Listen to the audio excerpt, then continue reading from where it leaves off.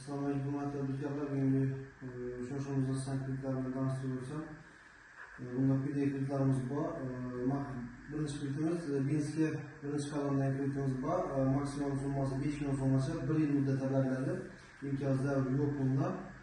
Eğer kızlara 23%, erkeklere 25%. Buna telefon hüccetler, şahsınız kursu pasport ve kredi kartı, ücret vergileri doğrusunda məlumatnama ve hakim yardımcısından teslim gerek var.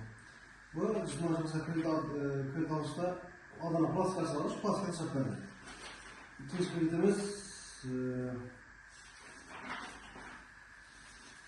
Bizge kömekliğe 17 milyon sonluk kreditimiz var. Maksimum sonluk 17 milyon son. Bu 48 aya verildi.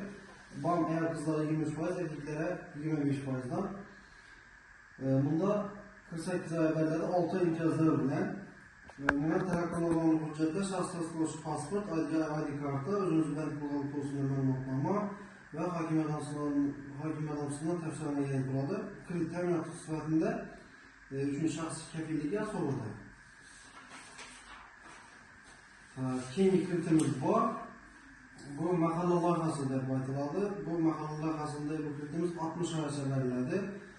2 yil imtiyozlari bilan bosh ayol qizlar 23%, erkeklar 25%dan. Bundan şu plastik açılıp plastik taşak veriladi.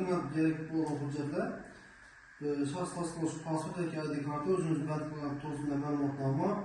Bunda mahalle bankili ve mahalle agenti tomonidan tavsiyanoma veriladi.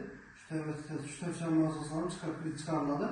Kredit teminatı sifatida 3. şahs kefilliği ve sug'urta polisi veriladi.